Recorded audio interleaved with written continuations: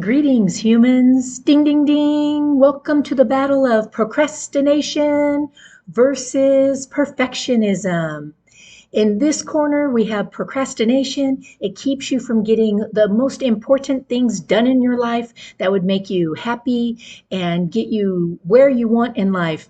In this corner, we have perfectionism, who also keeps you from getting everything you want in your life. Okay, many of the things you want in your life rapidly and properly under grace.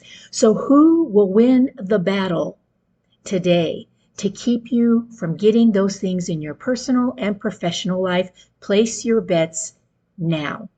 And I'm laughing because I'm actually making fun of a very serious issue. And so we're going to do spoiler alert. I'm going to take you to the end of the fight right now. That's because you've already placed your bets. And to tell you a little secret. And the secret is that procrastination is a patsy. It's here to take a fall. It's going to throw the fight. And why is it going to do that? Because procrastination thrives in the shadow of perfectionism. It actually can't survive and flourish as well and do its job as effectively without perfectionism. So let's dive into the backstory like they do in battles with perfectionism and a little bit of how it got here.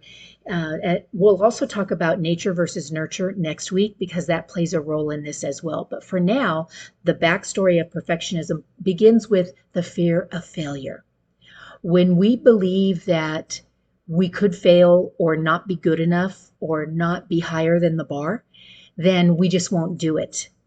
We just won't do it until we think we're ready or we think we have more or we think that we're better able or equipped. So that fear of failure is a huge level in perfectionism that can be overcome, that fear of failure, by just jumping in and doing it and kind of taking your knocks and learning from those so that you get back up and you say, what I learned was this, and now what I'm going to do is that. That's the plan of action. That's the attack for that level of perfectionism. And then the second level is the all or nothing thinking. So the other backstory to perfectionism is all or nothing thinking is also a pillar of white supremacy. And so it looks something like this. Well, I'll start advertising my business as soon as I get my website done. And then that website is a whole level of fear of failure and needing it to be a certain way, right? Or I'll begin writing that book that I've been wanting to write during summer break. And then when summer break rolls around, there's all these reasons why you still can't get it done. And so you're starting to see how perfectionism is the parent of procrastination. It helps it grow and be possible. Okay, then the third thing is unrealistic expectations. So when we expect things to be a certain way, and then when things aren't beginning to show to be that certain way, then peace out, I'm gone. And so watching out for unrealistic expectations. And an example that I can give you, and there's many, and this is just one from my personal life, is I recently went to Disneyland, and I've been to Disneyland many times because I lived in Southern California forever. And a few times I went with people who are perfectionists. And these people, and I'm thinking of one person in particular, actually had a map of Disneyland and was planning out the entire 10-hour day from arrival to leaving the park with, we'll go here and we'll ride these rides and then we'll need to eat and we're going to eat here and then we're going to do. And inside I'm just cracking up because Disneyland is a hot mess for perfectionists. Things just don't go according to plan.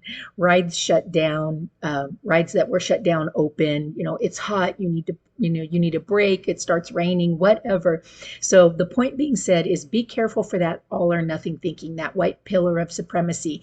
The unrealistic expectations of needing things to be a certain way, or don't get started, or don't do it, or just stop doing it altogether. And then the last one that I wanted to share with you today in the backstory of being a perfectionist is overthinking. Overthinking leads to analysis paralysis. It also leads to deer in the headlights. It leads to squirrel, shiny object syndrome, which are all aspects of procrastination, right? So overthinking is when you have a project or something that you'd like to do. You'd like to start selling your things online, or you'd like to write your story, or whatever it might be. You'd like to make an apology to somebody that you've really been putting off, and it's important. You need to pack for a trip. There's just so many things, right? And so we overthink it. And so the way overthinking is just it just makes us not want to even get started. And so my challenge to you is decide, and I'm just giving you two choices. What works better for you, bottom up thinking or top down thinking? So do you want to think from the end, the solution, the result, and then back yourself up to what does that look like today? Or do you want to look at what can I do today? And then where will that take me tomorrow and the next day and the next day? They both work really well. That being said, though, I am a fan of focusing on today. So that's one of your 3 action steps, because I always have the triad of action steps. Focus on today. To beat perfectionism, when you think, what tasks can I accomplish today? Be careful not to make a laundry list and all these to-dos where at the end of the day you didn't get them all done and you go to sleep, if you can even go to sleep, feeling like a failure for all you didn't get done. Okay, so get one thing done and check that off. And then just ask yourself, well, what's next? Get it done and check that off. And now, that being said, the next step here in your 1s to 3s is to follow the 3 Ds, which I did a vlog on a while back: delegate, dump, or do. So in order to get things done today, sometimes it's really valuable to delegate. So ask somebody else to help you. And generally, these people that you're asking have been waiting to be helpful, and will make them more than happy to be helpful. And chances are they can do it better than you. So sometimes when I pack, I have someone in my life who has that, I call it the Tetris mindset, who can see things and know how to put them in my luggage so that everything fits and it's not overweight. So I have this person help me when they're around, and they can. And it makes me super happy to watch them and compliment their skill. And it makes them happy to just be like, it's easy. And so easy for them, yes. So that's the delegate. And then the dump is just like, sometimes things just don't need to be done. Maybe I don't need to do the laundry and just figure out what to pack that is already clean. And then the third is do it. Do it and finish it. And if you must stop, set a timer to when you'll come back, or let somebody else know, hey, I put this on the back burner, but I would like to start again. I have an assistant that helps me with that as well. And so having an accountability partner is super valuable, or a coach like myself who benevolently will support you in getting from A to Z and anywhere in between. And then the third one is just to educate yourself on your mistakes. So a lot of times as perfectionists, the mistakes will keep you from wanting to try again. Like, I tried that and I failed. But there is no failure. There's just growing and growth and learning. And so what you're doing is you're picking yourself back up again, and you're saying, this is what I learned. And because that happened, now I know that I'm going to do this. But you wouldn't have known that if you hadn't have gotten in and tried and gave it your best shot the first time. So many, billionaires, multimillionaires, famous people, actors, actresses will all talk about their failures that led them to the success that they are today. So allow those. They're not actually failures. They're actually life. If you're a human, you're going to be experiencing these things. Okay, so the battle against procrastination and perfectionism, they're actually in cahoots. They're in it together. So remember to think about what you can do today, the 3 Ds: delegate, dump, and do, and to really educate yourself on the things that didn't go well in the past and how you can make them better and different this time.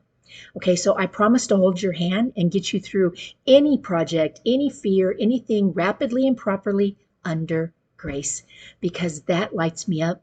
It's my specialty. It's what I do, and I love to share my gifts and talents. I'm Elle Graniel, the founder of Truespeak. I've authored, as of this point, 3 international best-selling books. I'm certified in neurolinguistic programming, negotiation, the Enneagram personality process, and so much more. And I want to be able to work with you to get where you need to be. So allow me to do that by setting up a chat. The information is below. Please like, follow, subscribe, share, and that would also light me up. And I think it would light you up too, especially if you know a perfectionist especially if you suffer from procrastination. So share this and team up with somebody. So until next week, my friends, stay happy and healthy. Aloha.